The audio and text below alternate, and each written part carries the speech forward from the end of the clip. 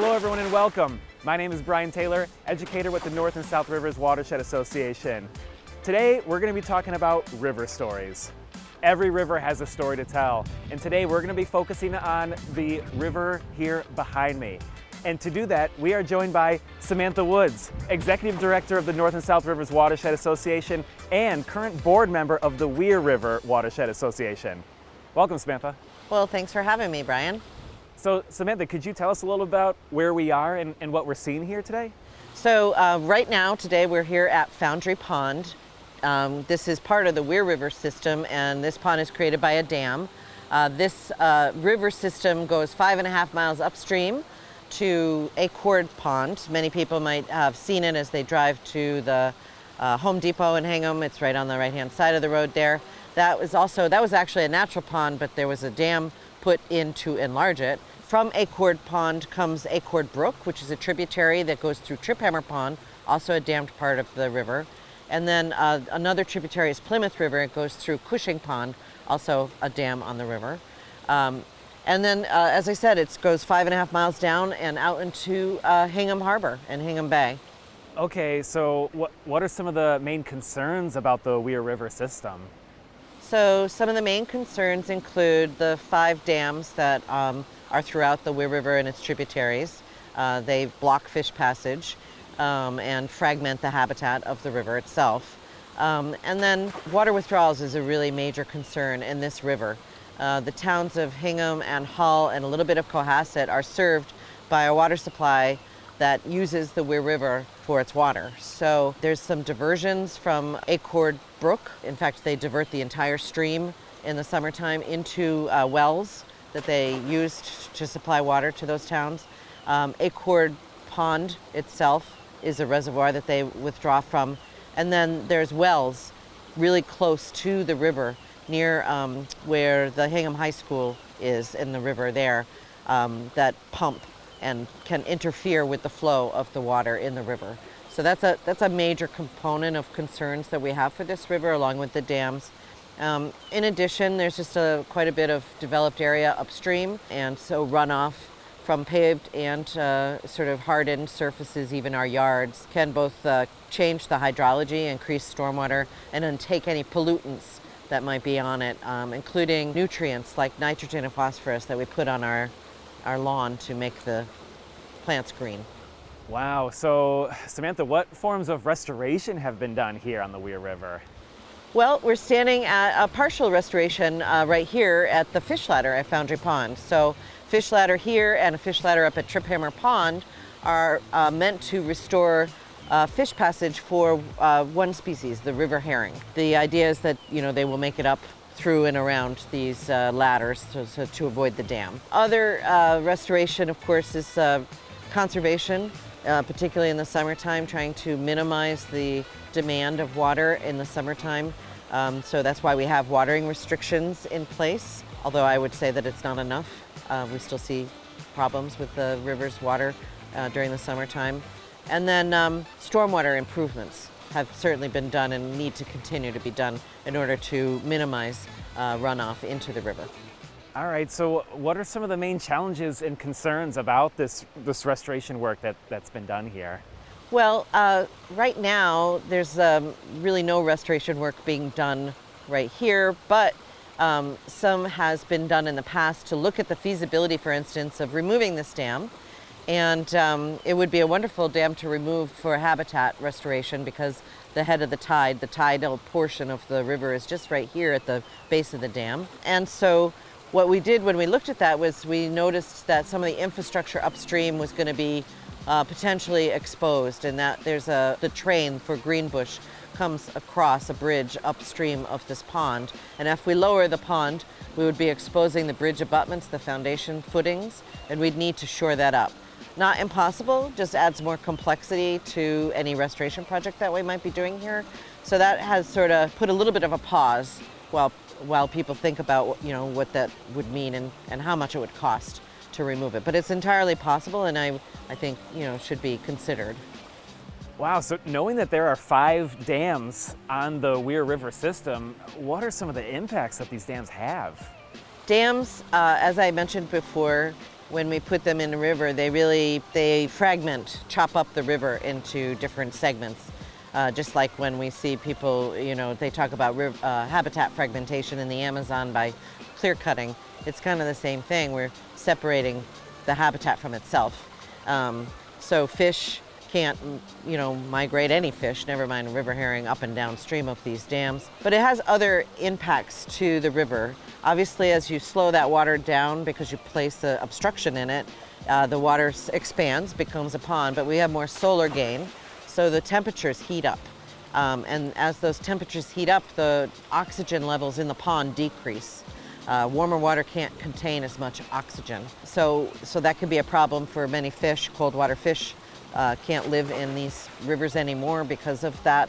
And then sediments, as that water is slowed down, the sediments fall out. And as they fall out, they start to fill in the bottom of the pond. And eventually, the pond will fill in all the way. It may take some time, and then the river will reform again. So that's just some of the impacts that a dam can have on a river. Okay, so Samantha, what are some considerations that one must take when planning restoration projects like this? Well, Brian, whenever we're looking at a dam removal, for instance, as a restoration project, we have to take into account quite a bit. We have to look at infrastructure, like we talked about up on this particular system, where there might be some infrastructure that would be impacted by the dam being removed. We have to make sure that we're not having any increased flooding that might occur, although most of these dams don't act in any flooding mitigation capacity. It's still, people have built in the floodplain sometimes, so we have to just make sure that that's not a problem. We have to test the sediments, make sure there's no contamination of those sediments. And then the biggest issue is we have to involve the community in education about what the impacts these dams have and what could happen if we were to remove them. People have become quite accustomed. I mean, this dam has been here. It was a foundry back in the 1700s, so it's been here for everybody's lifetime.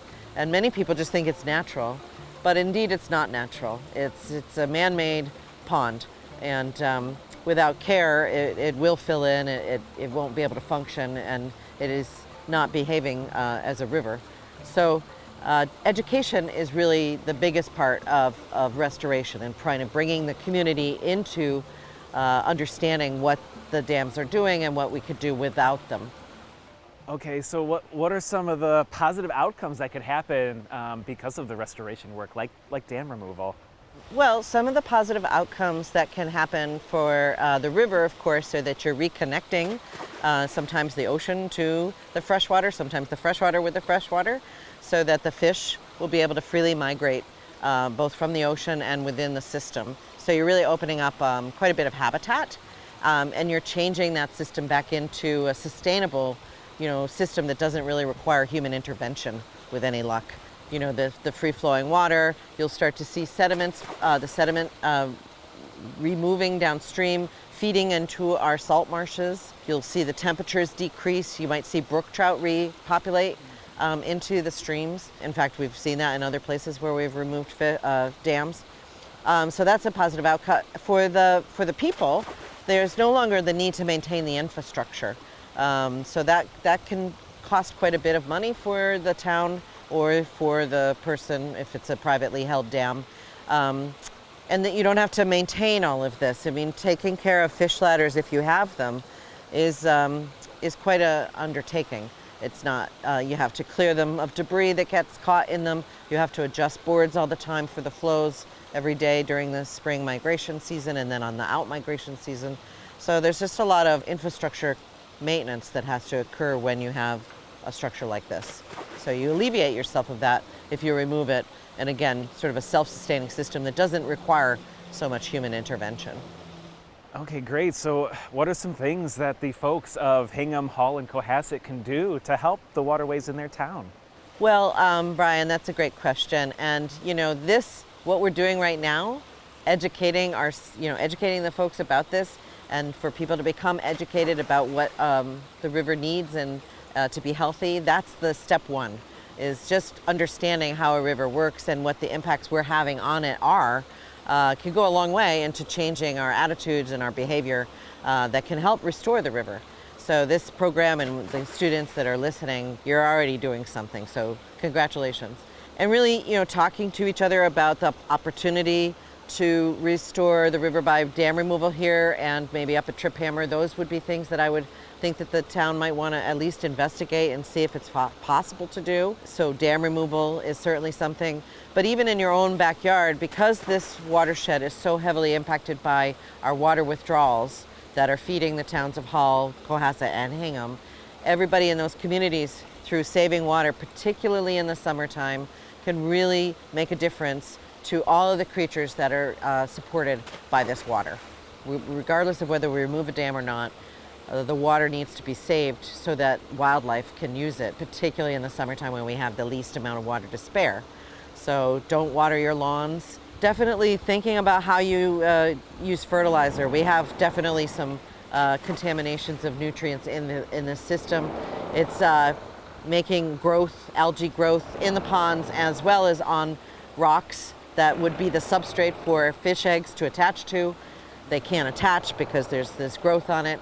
So really not using fertilizer is important. So really rethinking how we landscape, I think, is the most important thing that each individual can do, along with becoming educated. Great, thanks Samantha. You're welcome. So there you have it, folks. There is something that everyone can do in their towns and communities to help protect their water. It doesn't have to be anything big or major. It can be lots of little things in their daily lives, because of course it's all the little things that can add up to big positive change. Thanks for joining us. Once again, my name is Brian Taylor, educator with the North and South Rivers Watershed Association, and we will see you out on the watershed.